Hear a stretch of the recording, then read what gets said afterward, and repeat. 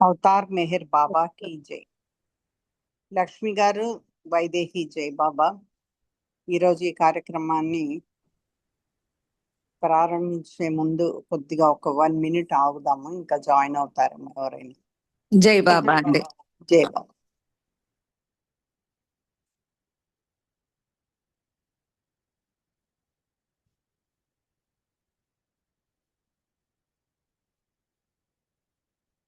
వైదేహి గారు, మీరు నమో మెహర్ బాబా పాడండి. జై బాబా. మొదలు పెట్టినా? మొదలు పెట్టండి. అవతార్ మెహర్ బాబా की జై. నమో మెహరు బాబా, అవతార్ నమో దేవ దేవా. ప్రభు నమో మెహరు బాబా, అవతార్ నమో దేవ దేవా. అపార దివ్యా కృపా సాగరా, सकल चराचर जगदोद्धारा. नमो मेहरु बाबा, अवतार नमो देव देवा. प्रभो नमो मेहरु बाबा, अवतार नमो देव देवा.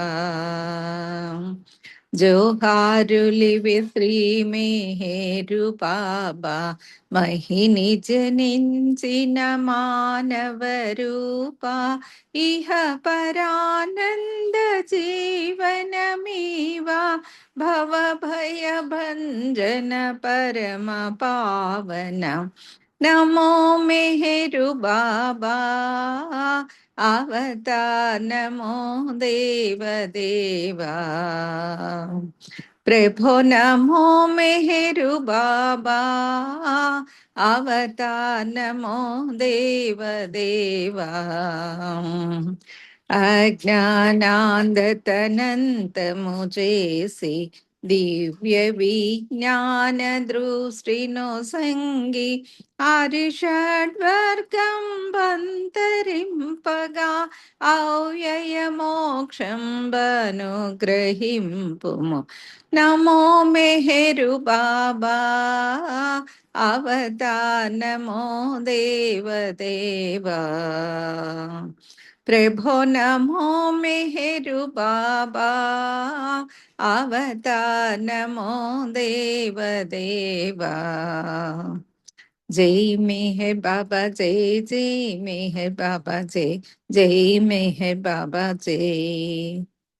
అవతార్ మెహర్ బాబా की జై. జై బాబా అండి. జై బాబా అండి. వైదేహి గారు, మంచి ప్రార్థనా గీతంతో ఈ కార్యక్రమాన్ని ప్రారంభించినందుకు మీకు జై బాబా, ధన్యవాదాలు. అయితే మనము ప్రతిరోజు వైల్ ద వరల్డ్ స్లెప్ట్ అని భావకల్చరి రాసినటువంటి ఆయన అనుభవాలు, బాబాతో ఆయన గడిపిన సమయం, రాత్రిలో నైట్ వాచ్మెన్ గా ఉన్నప్పుడు అవన్నీ కూడా మనకి విపులంగా ఈ పుస్తకంలో రాశారు. అందులోంచి మనము ప్రతిరోజు కొంత చదువుకోవడానికి ప్రయత్నిస్తున్నాం. అయితే I one and you last, నేను గెలిచాను నువ్వు ఓడిపోయావు అనే టాపిక్ ఇవాళ. 1967 బాబా సెక్లూజన్ లో ఉన్నారు మెహరాజాద్లో. ఆ పీరియడ్లో నాకేమీ గుర్తుండట్లేదు ఇవాళ రేపు, నాకు గుర్తు చేస్తూ ఉండండి మీరు అప్పుడప్పుడు విషయాలు అని చెప్పారు బాబా. ఆ సెక్లూజన్లో బాబా చెప్పిందే చెప్పి చెప్తూ ఉండేవాళ్ళు, ఏ విషయం అయినా సరే.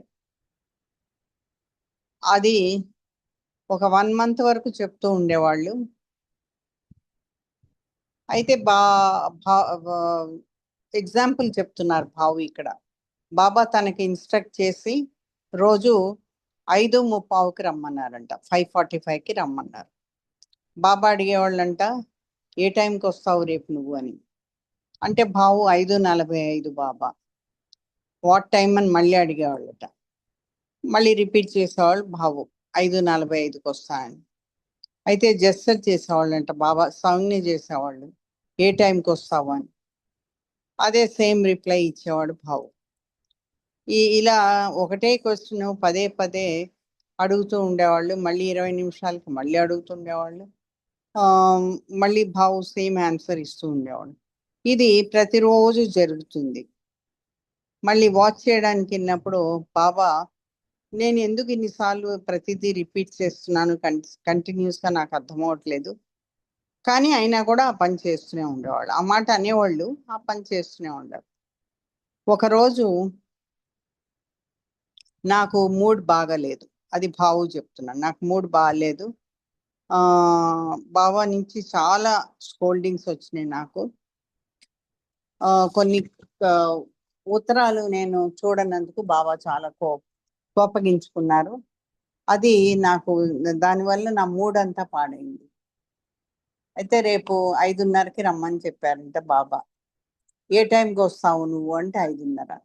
మళ్ళీ బాబా అడిగారంట ఏ టైంకి వస్తున్నావు అని. అంటే ఈయనకి చికాకేసి అన్నాడంట, తెలుసు బాబా నాకు 5:30కి వస్తాను అన్నారు. 5:30 అనే బదులు 5:30కి వస్తాను అన్నారు. బాబా నవ్వుతూ సింపుల్గా అన్నారంట, నేను గెలిచాను, నువ్వు ఓడిపోయావు. అంటే 5:30 అని చెప్పకుండా 5:30 చెప్పారని బాబా అంటున్నాడు, నేను గెలిచాను, నువ్వు ఓడిపోయావు. ఈ క్వశ్చన్ కంటిన్యూస్గా అడుగుతూ నన్ను నా కోపాన్ని పోగొట్టడానికి అడుగుతూ ఉన్నారు బాబా. ఫైనల్గా ఆ చేయడంలో ఆయనే గెలిచారు అని భావు దాన్ని ఎండ్ చేశారు. ఇప్పుడు ఇంకోటి ఏంటంటే పోయెట్స్ అండ్ రైటర్స్.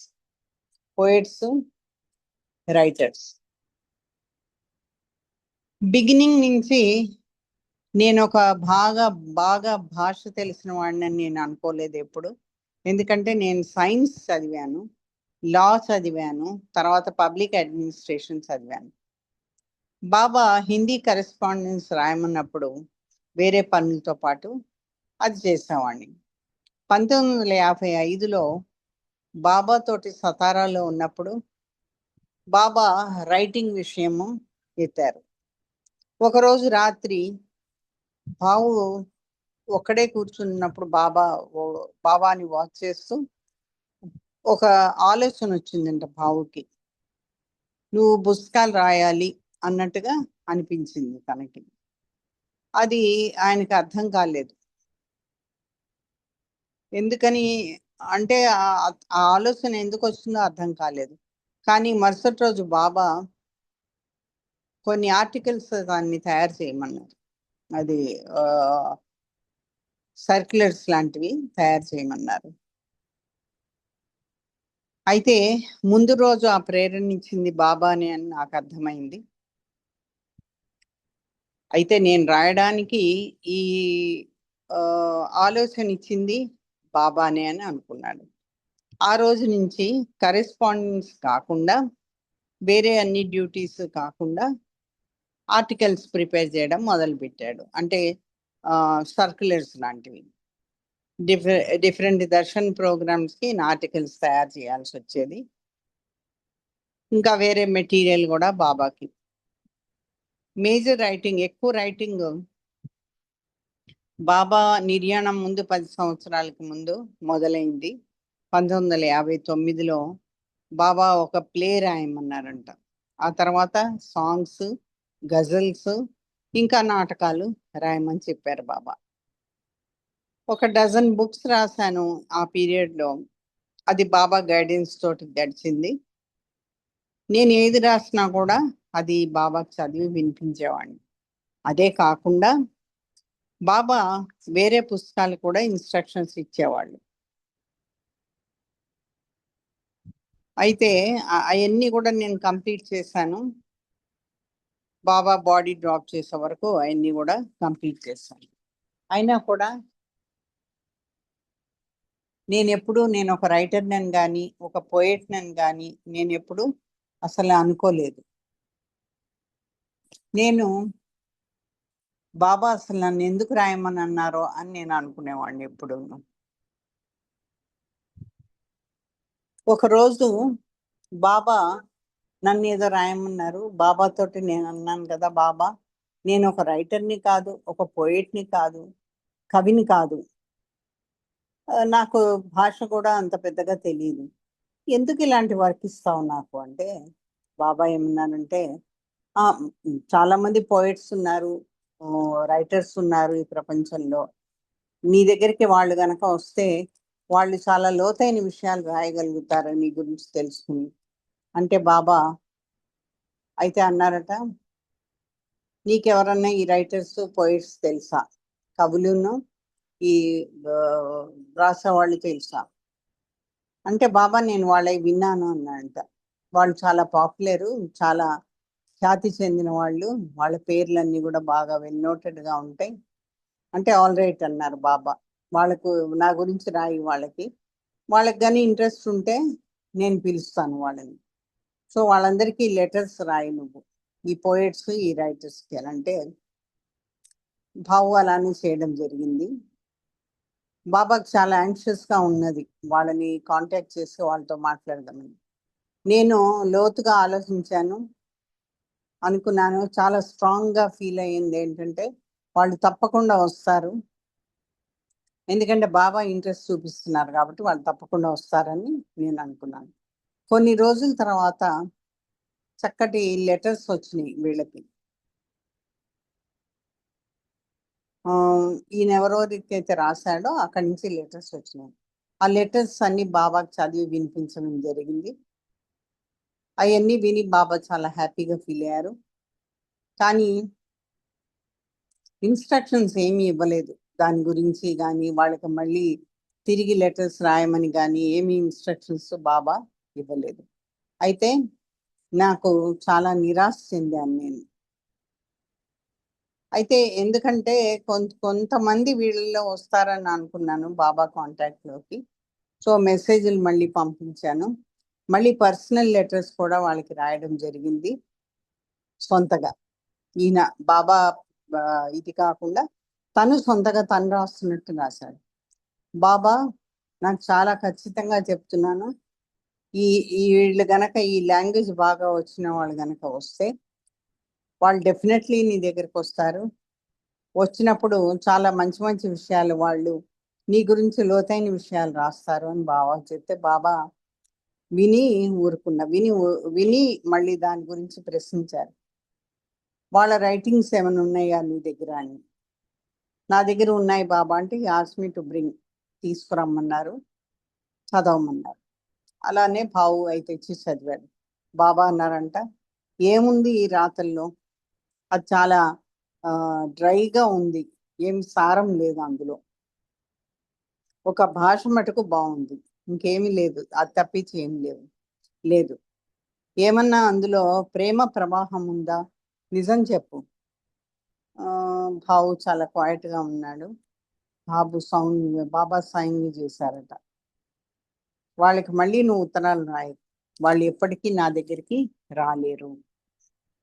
మళ్ళీ బాబా కంటిన్యూ చేశారంట, నువ్వేమనుకుంటున్నావు, నేను ఊరికి నిన్ను రాయమని అనుకున్నావా? నీకేమన్నా ఐడియా ఉందా నీ రైటింగ్స్ గురించి? అందులో ప్రేమ ప్రవహిస్తుంది, అది అలా ప్రవహిస్తూనే ఉంది.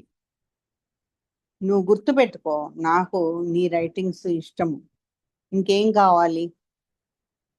అప్పుడు బావు చాలా క్వైట్గా ఉండిపోయాడు. ఆ విధంగా రాయడము ఇంకా ఎక్కువగా చేశాడు. ఇంకొక దానికి వచ్చాము, బాబాస్ ఎంకరేజ్మెంట్, బాబా ప్రోత్సాహం. అదేంటంటే బాబా నా రైటింగ్ కంటిన్యూ అయింది అట్లా. 1967లో బాబా నాకు స్పెసిఫిక్ పాయింట్స్ ఇచ్చారు ఒక పుస్తకానికి, అది ద నథింగ్ అండ్ ఎవ్రీథింగ్ అనే పుస్తకం. నాకు చాలా విసిగిపోయి ఉన్నాను ఈ రైటింగ్తో. నాకు చాలా తక్కువ టైం కూడా దొరికేది. ఎందుకు రైటింగ్తో విసిగిపోయి ఉన్నానంటే నాకు సమయం తక్కువగా దొరికేది, డ్యూటీలు చాలా ఉన్నాయి, వేరే డ్యూటీలు. బాబాకి తెలిసిపోయింది నేను ఇంట్రెస్ట్ లేకుండా అయిపోయింది వీటన్నిటిలో. అయినా సరే సెక్రూజన్ వర్క్ అంతా అయిపోయిన తర్వాత బాబా ప్రతిదానికి కొన్ని పాయింట్స్ డిక్టేట్ చేసేవాళ్ళు. అది ఆ బుక్లో కూడా రాయమని అడిగారు. అది నేను 25, 26లో ఆ పుస్తకంలో రాశాను. ఒకరోజు ఒక లెటర్ నాకు వచ్చింది. లెటర్ వచ్చింది బాబాకి. ఎవరైనా యాన్యువల్ ఫెయిర్ హమీర్పూర్లో ఉన్నదాన్ని ఇనాగ్రేషన్ చేయడానికి పంపవలసింది అని ఒక లెటర్ వచ్చింది బాబాకి. అయితే బాబా జగన్ మాస్టర్ని వెళ్ళమన్నారు. అప్పుడు నన్ను ఆయన ఏం మాట్లాడాలో అది తయారు చేసి ఇవ్వమన్నారు. నేను స్పీచ్ రాశాను. బాబా జగన్ని పిలిచి మెహరాజాద్కి అది దాన్ని తన ముందు చదవమన్నారు. విమెన్ మండలి, మెన్ మండలి అందరూ మండలి హాల్కి వచ్చారు ఈ స్పీచ్ వినడానికి. విమెన్ మండలి ఏమో ఒక కర్టెన్ వెనుక కూర్చున్నారు. జగన్ని అది చదవమన్నారు, తర్వాత మాట్లాడమన్నారు. బాబా ప్రతి వాళ్ళని కూడా వాళ్ళ ఒపీనియన్ అడిగారు, వాళ్ళ ఉద్దేశం ఏంటి దీని గురించి దాన్ని అడిగారు. వాళ్ళందరూ కూడా చాలా బాగుంది, వండర్ఫుల్గా చెప్పాడు స్పీచ్ అని అందరు అన్నారు. బాబా అప్పుడు అన్నారంట, నేను భావుకి ఎప్పటి నుంచో రాయమని చెప్తూ ఉన్నాను, నన్ను నమ్మడు భావు, నేను ఊరికే ఏదో అతన్ని తమాషా చేస్తున్నాను అనుకుంటున్నాడు భావు అని భావు వైపు తిరిగి బాబా అన్నారు కదా, వాళ్ళందరూ చెప్పింది నువ్వు విన్నావా, ఇప్పుడైనా నువ్వు నన్ను నమ్ముతావా అన్నాడు. నేను నిదానంగా ఉండిపోయాను. బాబా ఊరికే ట్రై చేస్తున్నారు నన్ను ఎంకరేజ్ చేయడానికి, నన్ను ప్రోత్సాహపరచడానికి అని అనుకున్నాను. అలా అని బాబా ఇంకా ఎక్కువగా రైటింగ్ ఇవ్వడం మొదలు పెట్టారు.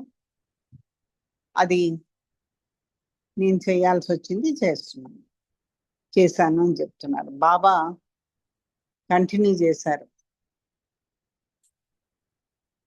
ఇంకా పాయింట్స్ ఎక్కువగా ఇవ్వడం కంటిన్యూ చేశారు. ద నథింగ్ అండ్ ఎవ్రీథింగ్ అనే పుస్తకంలోకి.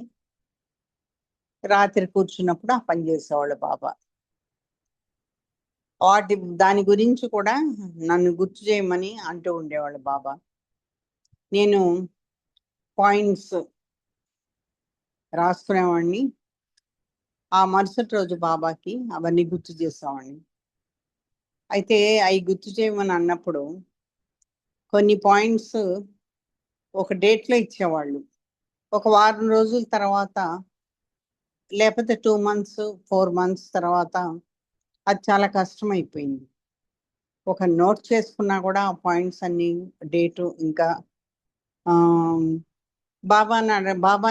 బాబాకి గుర్తు చేయడం మటుకు నేను మర్చిపోయేవాడిని. అయితే ఆ రోజు పలానా రోజున పలానా పాయింట్స్ ఇచ్చాను కదా నీకని బాబాని గుర్తు చేసేవాళ్ళంట. బాబా మటుకు మర్చిపోయేవాళ్ళు కాదు. అయితే నేను చాలా ఆశ్చర్యపోయేవాడిని, అలానే చాలా సిగ్గుతో నేను తల వంచుకోవాల్సిన పరిస్థితి వచ్చేది. నేను చాలా సిగ్గుగా ఫీల్ అయ్యేవాడిని నేను, ఎందుకంటే బాబాకి అంత గుర్తుంది, నేను గుర్తు చేయాల్సింది పోయి మర్చిపోయేవాడిని కదా, అందుకని ఆయన బ్యాడ్గా ఫీల్ అయ్యాను. పాయింట్లన్నీ రాసుకున్నాను కానీ గుర్తు చేయడం మర్చిపోయేవాడిని బాబాకి.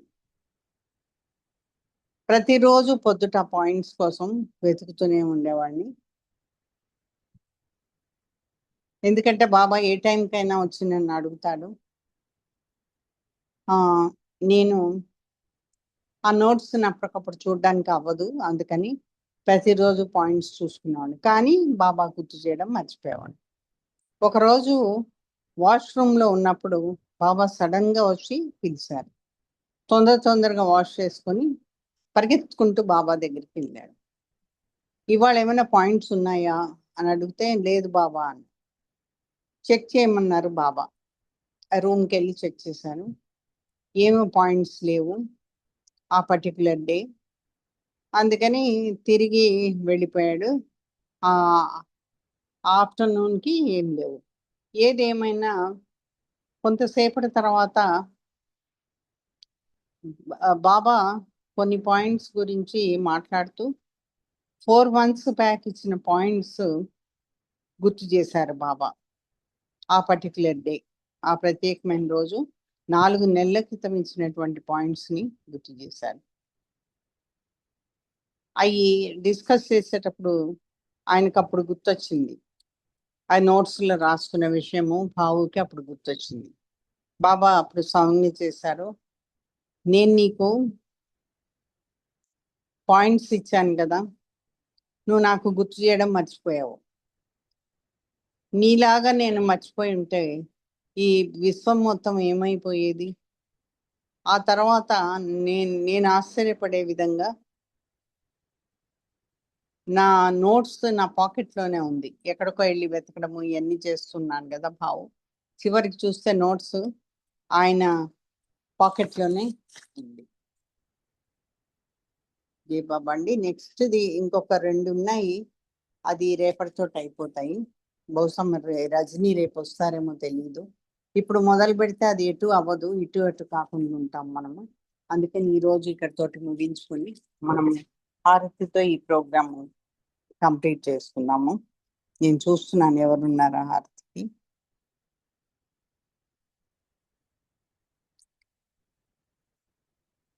సిహెచ్ లక్ష్మి గారు ఒక హారతి చేస్తారు. టైం ఉంది కాబట్టి బాలరాజు కూడా ఇంకో హారతి చేస్తారు. జై బాబా అండి లక్ష్మి గారు. जय बाबा। अवतार मेहर बाबा की जय।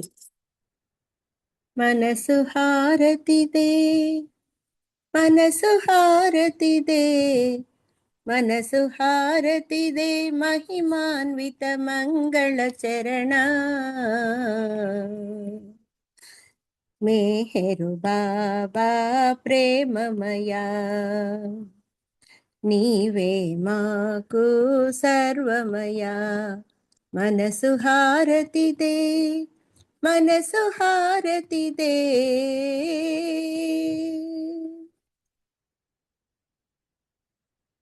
శ్రీకరమౌని సుందర రూపం, శుభకరమౌ ఆనంద స్వరూపం.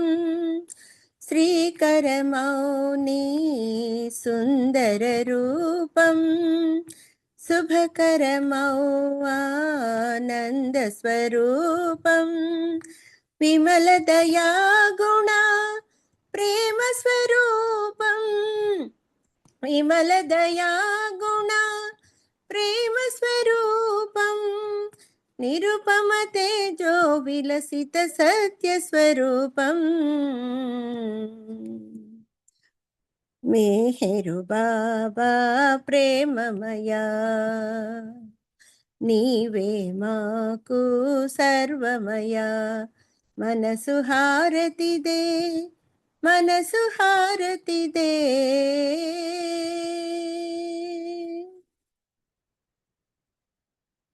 నీ సేవే మాకిహమో పరము, నిన్ను సేవించే జన్మే ధన్యం.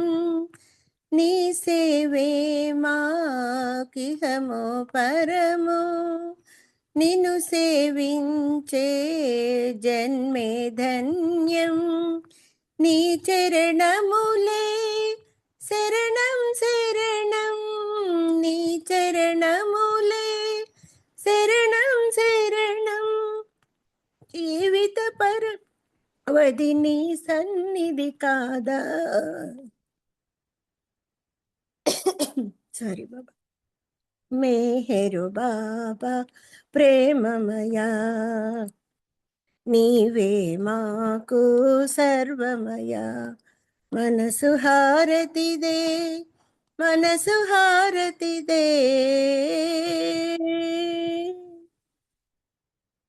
మానస చోరా మది గై కోరా, శాశ్వత మౌని దరిరా నీరా. మానస చోరా మది గై కోరా, శాశ్వత మౌని దరిరా నీరా.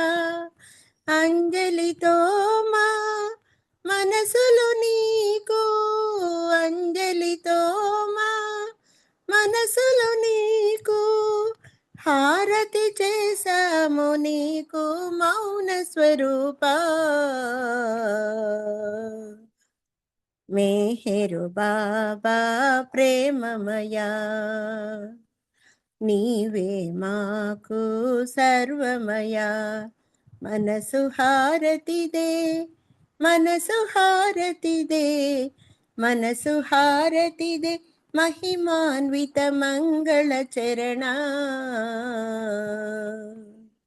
మేహరు బాబా ప్రేమమయా నీవే మాకు సర్వమయా మనసు హారతిదే మనసు హారతిదే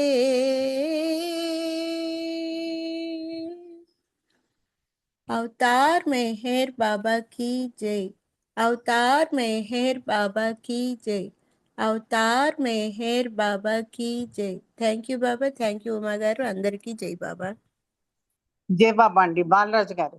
अवतार मेहर बाबा की जय देवादिदेवा प्रेम स्वभाव प्रभो मेहर बाबा प्रियतमा मनसु आरती दे प्रियतमा मनसु आरती दे ప్రేమ జ్యోతి మా హృది వెలిగించు కామ క్రోధముల మది తొలగించు ప్రేమ జ్యోతి మా హృది వెలిగించు కామ క్రోధముల మది తొలగించు దామను వీడక నిన్ను ప్రేమించు దామను వీడక నిన్ను ప్రేమించు మమ్ము కరుణించవయ ప్రియతమా మనసు ఆరతిదే ప్రియతమా మనసు ఆరతిదే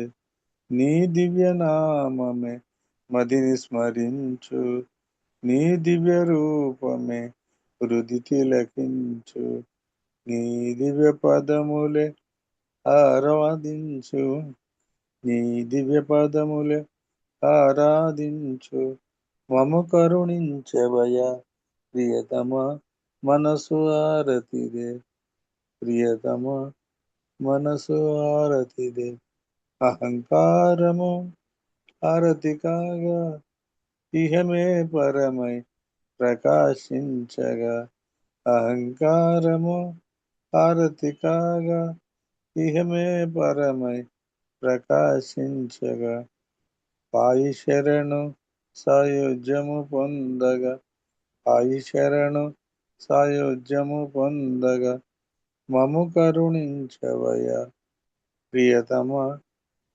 మనసు ఆరతి దేవాదిదేవ ప్రేమ స్వభావ ప్రభో మేరు బాబా ప్రియతమా మనసు ఆరతిదే ప్రియతమా మనసు ఆరతిదే अवतार मेहर बाबा की जय अवतार मेहर बाबा की जय अवतार मेहर बाबा की जय अवतार मेहर बाबा की जय प्रेम अवतार मेहर बाबा की जय मौन अवतार मेहर बाबा की जय परात्पर पर ब्रह्म अवतार मेहर बाबा की जय जय बाबा अंडी జై బాబా అండి అందరికీ. బాబా మనకి ఇచ్చిన అవకాశాన్ని మనము సద్వినియోగం చేసుకుని అలా బాబా విషయాలు మరికొన్ని తెలుసుకోవడానికి మనము ప్రయత్నించాము. మీ అందరికి కూడా